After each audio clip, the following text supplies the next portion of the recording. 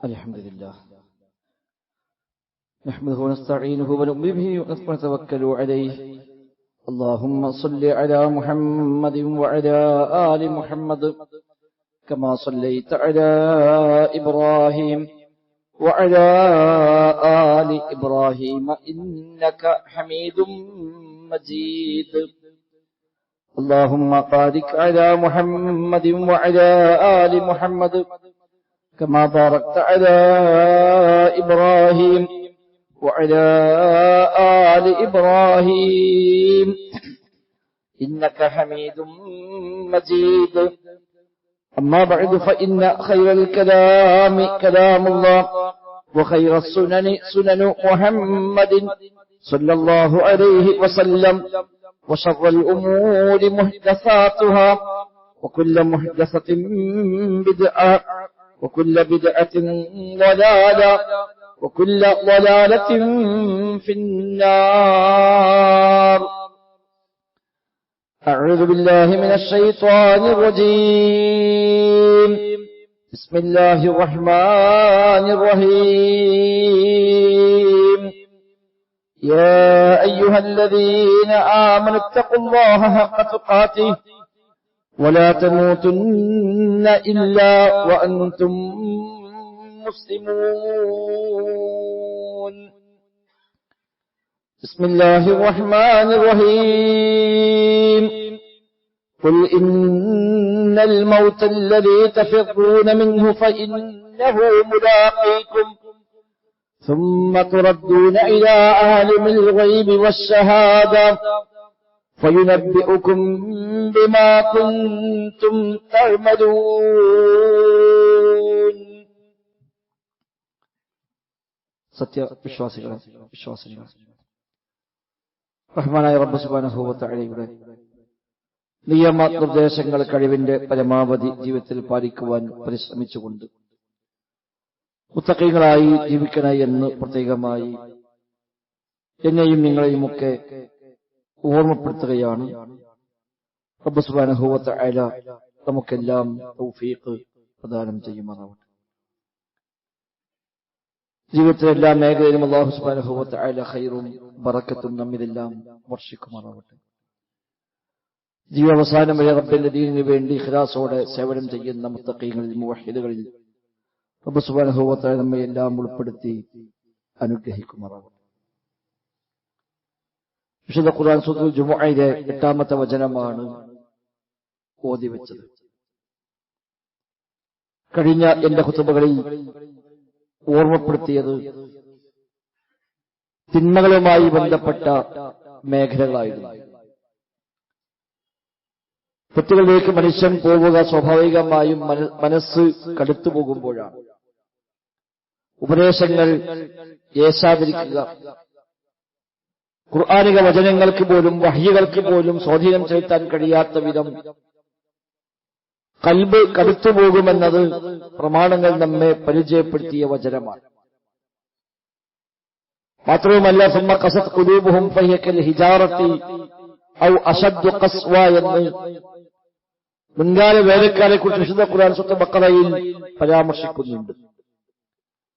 തൗറാത്തും ഇൻജീലും സബൂറുമെല്ലാം നൽകപ്പെട്ട ആളുകൾ, അതുപ്രകാരം ജീവിച്ച തലമുറകൾ കഴിഞ്ഞുപോയി പിന്നീട് മാറി മാറി വന്നവർ ആ വേദഗ്രന്ഥങ്ങളെല്ലാം കൈയൊഴുകയും ഗന്ധം പേറുന്ന കഴുതകളെപ്പോലെയായി മാറുകയും ചെയ്തവർ, അവരുടെ മനസ്സ് കടുത്തുപോയി. ഫഹിയ കൽ ഹിജാറ, അത് കല്ലുകളെപ്പോലെയായി മാറി. ഔ അശദ്ദ ഖസ്വ, അത് കല്ലുകളേക്കാളേറെ കടുപ്പമുള്ള കൽബുകളായി മാറി എന്ന് ഖുർആൻ പഠിപ്പിക്കുന്നുണ്ട്. കല്ല് വലിയ കടുപ്പമാണ്, എന്നാലും അടിച്ചു പൊട്ടിച്ച് തകർത്താൻ തകരാത്ത കല്ലുകൾ കുറവാണ്. ആ കല്ലുകളേക്കാൾ ഏറെ കടുപ്പമേറിയ കൽബുകളായി മാറുമെന്ന് അല്ലാഹു തആല പഠിപ്പിക്കുന്നു. കല്ലാ ബൽ റാന അലാ ഖുലൂബിഹിം മാ കാനൂ യക്സിബൂൻ, ചെയ്തു കൂട്ടിയ കാര്യങ്ങൾ കൽബുകളിൽ കറയായി പിടിക്കുന്നുവെന്ന് സൂറത്തുൽ മുത്തഫിഫീൻ അല്ലാഹു തആല പഠിപ്പിക്കുന്നുണ്ട്. ആ മനസ്സിന്റെ കാഠിന്യം കുറക്കലാണ് തിന്മകളിൽ നിന്ന് രക്ഷപ്പെടാനുള്ള വഴിയെന്നുള്ളത്. മനസ്സിന്റെ കാഠിന്യം കുറയ്ക്കാൻ പ്രധാനപ്പെട്ട 4-5 വഴികളെ പ്രമാണങ്ങൾ പരിചയപ്പെടുത്തുന്നുണ്ട്. അത് ഏറ്റവും മുഖ്യമായ ഒന്നാണ് ദിക്റുൽ മൗത്ത്, മരണസ്മരണ എന്നുള്ളത്. മരിക്കുമെന്ന ഓർമ്മ. എനിക്ക് പോകേണ്ടതുണ്ട്, ഞാൻ യാത്രക്കാരനാണ്, ഇവിടെ കാലാകാലം നിൽക്കാനുള്ളവനല്ല, ആ യാത്ര നിർബന്ധമാണ് എന്ന ഓർമ്മ എപ്പോഴും കാത്തുസൂക്ഷിക്കുകയും തന്റെ കാര്യത്തിൽ ഓർത്തുകൊണ്ടിരിക്കുകയും ചെയ്യുന്നുവെങ്കിൽ കൽബിന്റെ കാഠിന്യം കുറയ്ക്കാൻ കഴിയും. അതുകൊണ്ട് തന്നെയാണ് രോഗികളെ പോയി കാണൽ, മയ്യിത്ത് അനുഗമിക്കൽ, ഖബർ സിയാറത്ത് ചെയ്യൽ തുടങ്ങിയ കാര്യങ്ങളൊക്കെ പ്രത്യേകമായി സുന്നത്തായി വിശുദ്ധ ഇസ്ലാം നിശ്ചയിച്ചത്. രോഗിയെ കാണുമ്പോൾ കേവലം ഒരു രോഗിയെ കണ്ടുപോരുക എന്നത് മാത്രമല്ല, ചില പാഠങ്ങൾ സുന്നത്തിന് സ്വീകരിക്കാൻ അതിലൂടെ ഒരു മനുഷ്യന് ലഭിക്കും. ജനാസയെ അനുഗമിക്കൽ, ഇത്തിബാഉൽ ജനാസ, ജനാസയെ അനുഗമിക്കൽ, മയ്യിത്തിനെ കൂടെ പോകൽ, ആ മയ്യിത്ത് മുമ്പിൽ വെച്ച് നിസ്കരിക്കൽ, അതിന് കഫൻ ചെയ്യുന്നിടത്ത് കുളിപ്പിക്കുന്നിടത്തെല്ലാം ഭാഗവാക്കാവൽ, ആ മയ്യിത്തിനെ ഖബറിലേക്ക് ഇറക്കുന്നിടത്തും ആ ഖബർ മൂടുന്നിടത്തുമൊക്കെ സന്നിഹിതമാവൽ, സാക്ഷിയാവൽ, അതിന് ഭാഗവാക്കാവൽ, എല്ലാവരും മനുഷ്യന്റെ സ്വഭാവങ്ങളിൽ മാറ്റം വരുത്തുന്ന കാര്യമാണ്. മുമ്പൊരിക്കൽ ഖുതുബയിൽ സൂചിപ്പിച്ചിട്ടുണ്ട്, അബൂദർദാ റളിയല്ലാഹു അൻഹു ഒരു ജനാസ കൊണ്ടുപോകുന്നത് കാണുമ്പോൾ ഒരാൾ അദ്ദേഹത്തിന് ചോദിക്കുന്നു, മൻ ഹാദ, ആരാണ് ഈ മയ്യിത്ത്, ആരെ മയ്യിത്താ കൊണ്ടുപോകുന്നത്? അദ്ദേഹം അന, അത് ഞാനാണ്, അത് ഞാനാണ്. നിങ്ങളോ, നിങ്ങളുണ്ടല്ലോ, അത് ഞാനാണ്, എന്റെ മയ്യിത്താണ് കൊണ്ടുപോകുന്നത്. ആ ഒരു ദിക്റുൽ മൗത്താണ്, മരണസ്മരണയാണ്. എപ്പോഴും ഞാൻ മരിക്കുമെന്ന, ഏത് സമയത്തും മരണം സംഭവിച്ചേക്കാമെന്ന ആ ഓർമ്മയാണ് ആ നിലക്ക് പറയാൻ അവരെ പ്രേരിപ്പിച്ചത്. ശേഷം അദ്ദേഹം പറഞ്ഞു, യഖൂലുല്ലാഹു തആല ഇന്നക മയ്യിതുൻ വഇന്നഹും മയ്യിതുൻ. അല്ലാഹു തആല നബിയോട് പറഞ്ഞുവല്ലോ, ഇന്നക മയ്യിതുൻ, നബിയെ താങ്കൾ മയ്യിത്താണ്, വഇന്നഹും മയ്യിതുൻ, അവരും മയ്യിത്തുകളാണ്, അവരും മരിക്കുന്നവരാണ്, നിങ്ങളും മരിക്കുന്നവരാണ് എന്ന് അല്ലാഹ് പറഞ്ഞുവല്ലോ. ആ മയ്യിത്താണ് ഞാൻ എന്ന് ആയത്തോലിക്കൊണ്ട് അവർക്ക് പ്രത്യേകമായി പറഞ്ഞു കൊടുക്കുകയാണ്. അദ്ദേഹം ധാരാളമായി പറയുമായിരുന്നു, ഇദാ ദക്കർതൽ മൗത ഫഉദ്ദ നഫ്സക കഅഹദിഹിം.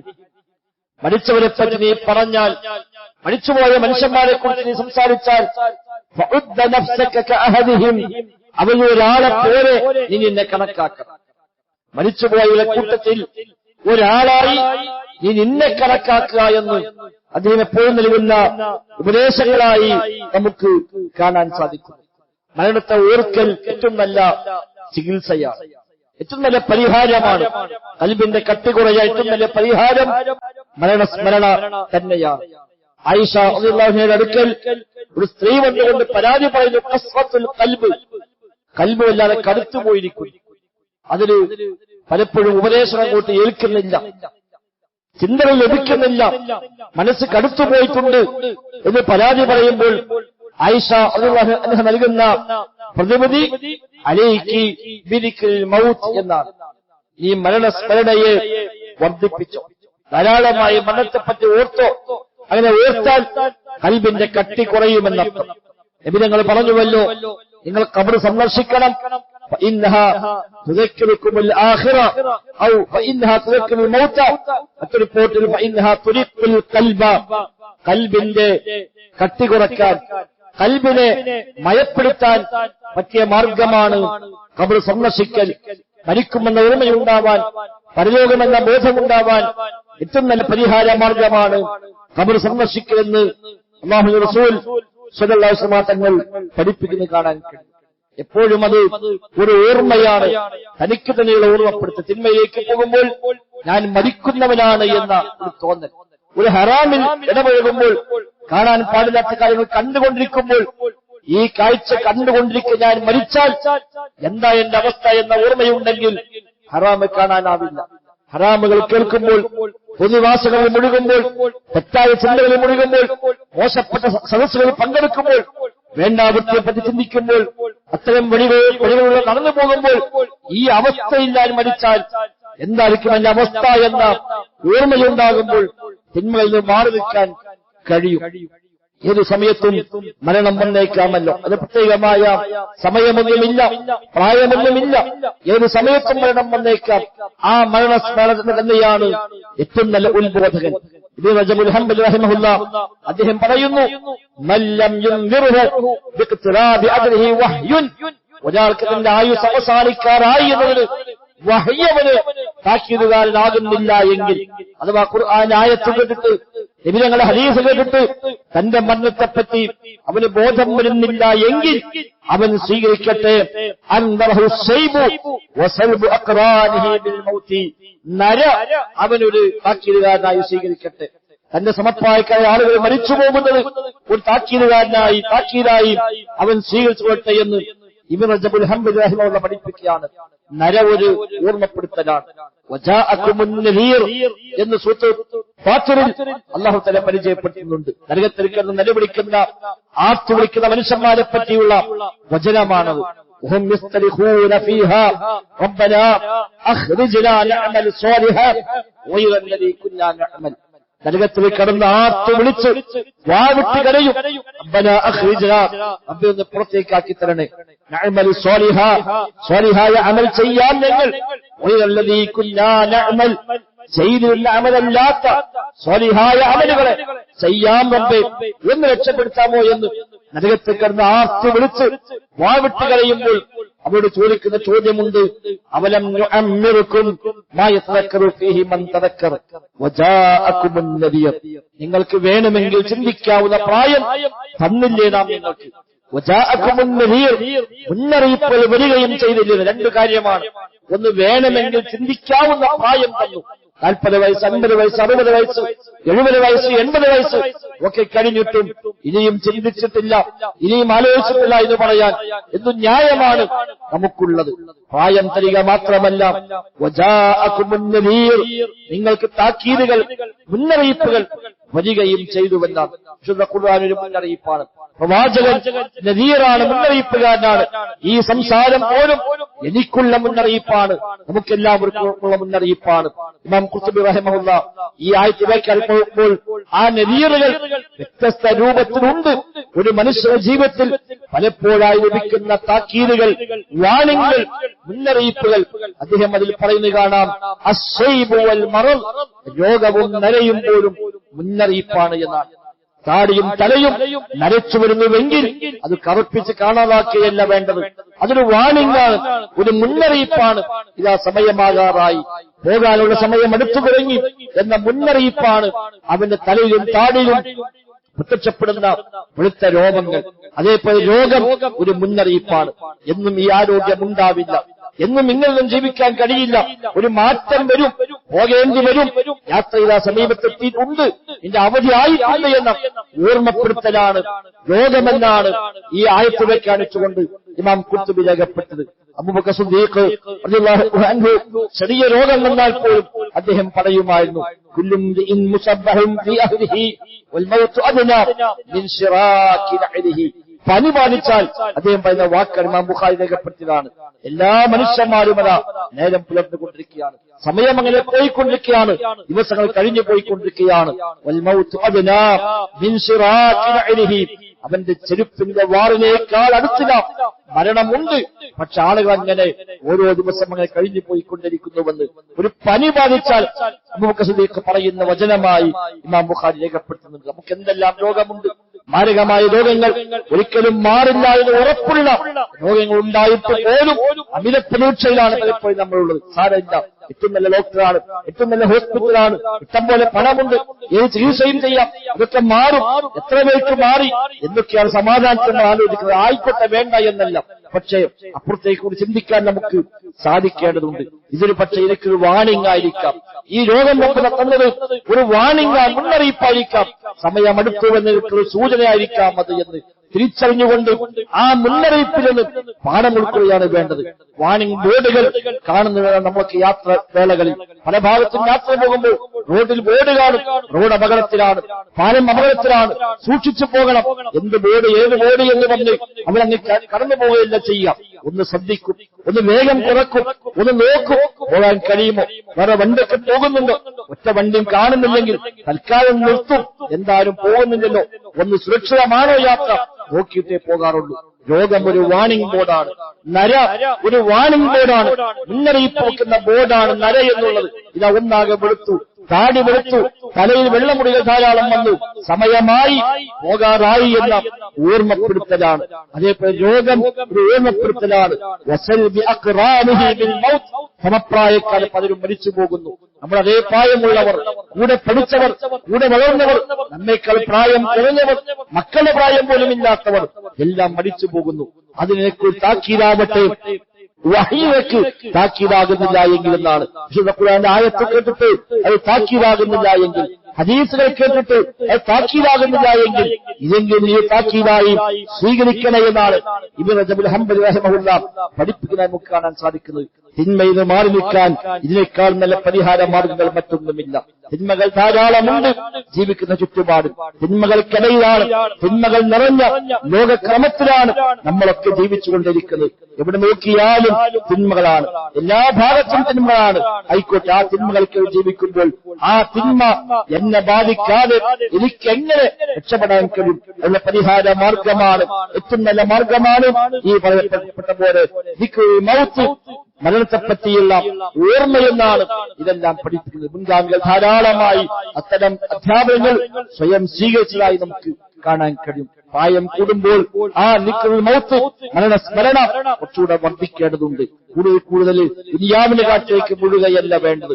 60, 70, 80 കഴിഞ്ഞാലും പിന്നെയും പുതിയ പുതിയ തലങ്ങൾ തേടിപ്പിടിച്ച് ദുനിയാവിൽ ഇനിയും കാലക്കാലം ജീവിക്കുമെന്ന മട്ടിൽ ഇനിയും കുറെ മുന്നോട്ട് പോകുകയില്ല വേണ്ടത്. ആയിക്കോട്ടെ, അധ്വാനിക്കണ്ട എന്നല്ല, പണമുണ്ടാക്കണ്ട എന്നല്ല, പക്ഷേ സമയമായി തുടങ്ങി, യാത്രയ്ക്കുള്ള സമയമായി തുടങ്ങി, ഒരുങ്ങാനായി എന്ന ആ ചിന്തയുണ്ടാവുകയും അതിലേക്ക് വേണ്ട മുന്നൊരുക്കങ്ങൾ നിർവഹിക്കുകയും വേണ്ടതുണ്ട്. അതാണ് ഖുൽ ഇന്നൽ മൗതല്ലദീ തഫിറൂന മിൻഹു ഫഇന്നഹു മുലാഖീകും.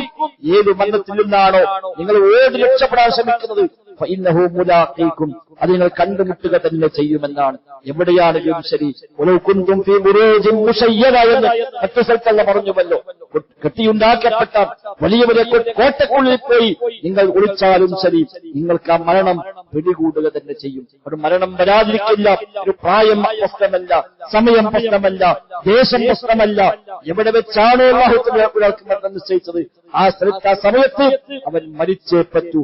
മരണമില്ലാത്തവൻ പടച്ചവർക്ക് മാത്രമാണ്. അല്ലാഹു ലാ ഇലാഹ ഇല്ലാ ഹുവൽ ഹയ്യുൽ ഖയ്യൂം. ഹയ്യായവൻ അല്ലാഹുവാണ്, മറ്റാരും ഹയ്യായവനല്ല. എല്ലാവരും മരിക്കും. കുല്ലു മൻ അലൈഹാ ഫാൻ വയബ്ഖാ വജ്ഹു റബ്ബിക ദുൽ ജലാലി വൽ ഇക്റാം. എല്ലാം നശിക്കും, എല്ലാം തകരും. റബ്ബ് സുബ്ഹാനഹു വ തആല മാത്രമാണ് ബാക്കിയാവുക. ബാക്കി എല്ലാവരും, മലക്കുകളാവട്ടെ, ജിന്നുകളാവട്ടെ, അല്ലാത്തവരാകട്ടെ, എല്ലാ സൃഷ്ടികളും മരിച്ചേ പറ്റൂ. ജനിച്ചവരെല്ലാം മരിച്ചേ പറ്റൂ. മലക്കുൽ മൗത്ത് അടക്കം മരിക്കുമെന്നാണ്. മലക്കുൽ മൗത്ത് വരെ ഏറ്റവും അവസാനമായി എല്ലാവരുടെയും റൂഹിനെ പിടിച്ച ശേഷം മലക്കുൽ മൗത്ത് റബ്ബിന്റെ മുമ്പിൽ വന്ന് പറയുന്ന രംഗം ഇബ്നു കസീർ റഹിമഹുല്ലാഹ് സൂറത്തുൽ സുമറിന്റെ തഫ്സീർ രേഖപ്പെടുത്തി കാണാൻ കഴിയും.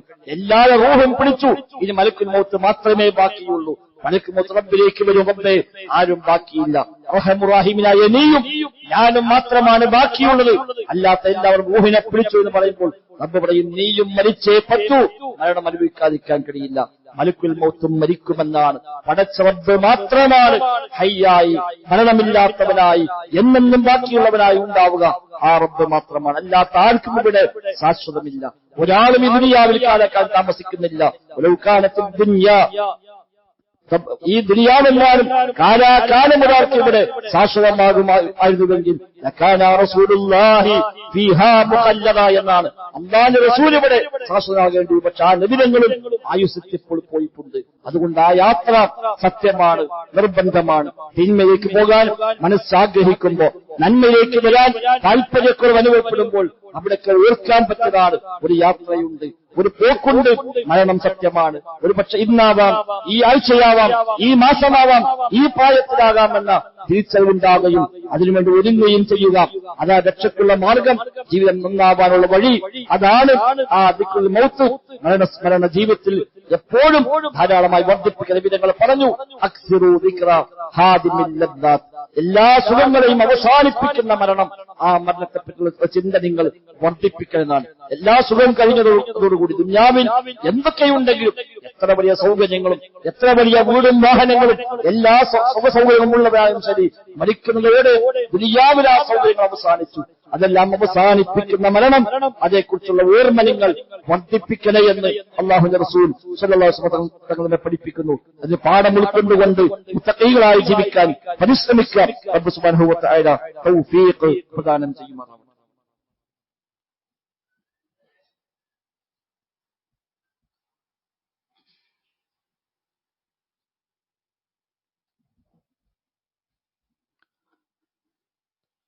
الحمد لله نحمده ونستعينه ونؤمن به ونتوكل عليه اللهم صل على محمد وعلى آل محمد كما صليت على إبراهيم وعلى آل إبراهيم إنك حميد مجيد. സഹോദരങ്ങൾ, സൂചിപ്പിക്കപ്പെട്ട പോലെ മരണമെന്നത് ഏതു സമയത്തും കടന്നു വരാവുന്ന, ക്ഷണിക്കാതെ വരുന്ന ഒരു അതിഥിയാണ് എന്നുള്ളത് എപ്പോഴും നമുക്ക് ഓർമ്മയുണ്ടാകും. വിശിഷ്യ പ്രായം വർദ്ധിക്കുമ്പോൾ, രോഗം ബാധിക്കുമ്പോഴൊക്കെ ഒന്നുകൂടെ അതേക്കുറിച്ച് ഓർക്കുകയും അതിനുവേണ്ടി തയ്യാറാവുകയും ചെയ്യാൻ നാം പരിശ്രമിക്കേണ്ടതുണ്ട്. സുഫ്യാൻ സൗദി റഹിമഹുല്ലാഹ് പ്രഗൽഭനായ അഹ്ലുസുന്നയുടെ ഇമാമിയങ്ങളിൽ മുൻപന്തിയിലുള്ളവരിൽപ്പെട്ടവരാണ് സുഫ്യാൻ സൗദി റഹിമഹുല്ലാഹ്. അദ്ദേഹം പറയുന്നു, മൻ ബലഗ സിന്ന റസൂലുള്ളാഹി സ്വല്ലല്ലാഹു അലൈഹി വസല്ലം, അല്ലാഹുവിന്റെ റസൂൽ വഫാത്തായ ആ പ്രായം, അതിലേക്കൊരാൾ എത്തിയാൽ, 63 വയസ്സൊക്കെ ആയിക്കഴിഞ്ഞാൽ, ഫൽയത്തഖിൽ ലിനഫ്സിഹി കഫന, തനിക്കൊരു കഫൻ തുണി അവൻ ഒരുക്കി വെക്കട്ടെ. അതൊരു ഓർമ്മയാണ്.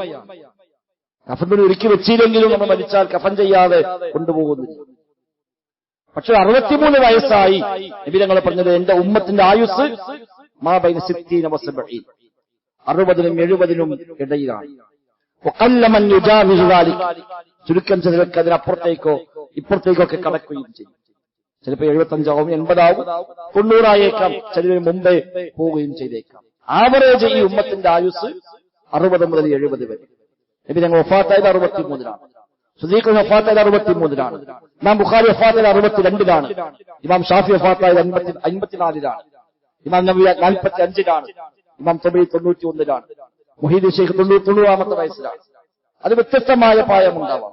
പക്ഷേ മൻ ബലഗ സിന്ന റസൂലുള്ളാഹി സ്വല്ലല്ലാഹു അലൈഹി വസല്ലം, അല്ലാഹുവിന്റെ റസൂലിന്റെ ആ ആയുസ് അതിലേക്കായി എത്തിയാൽ തനിക്കൊരു കഫൻ ഒരുക്കി വെക്കട്ടെ എന്ന് സുഫ്യാൻ സൗരി റഹിമഹുല്ലാഹ് നമ്മയൊക്കെ ഓർമ്മപ്പെടുത്തും. ഒരു കഫൻ തുണി ഇടയ്ക്ക് വെച്ചാൽ അതൊരു ഓർമ്മയാണ്. ഒരുപാട് ഡ്രസ്സ് നമ്മൾ വാങ്ങിക്കുന്നുണ്ട്. 5 കൊല്ലം ടെക്സൈസ് ഒക്കെ പൂട്ടിയാലും നമ്മളാരും വസ്ത്രം എടുക്കാതെ നടക്കുന്നില്ല. അതിൽ മാത്രമുള്ള ജോലികൾ കൈവശമുള്ള ആളുകൾ നമ്മൾക്ക് അൽഹംദുലില്ലാഹ് റബ്ബ് തന്ന നിഅമത്താണ്.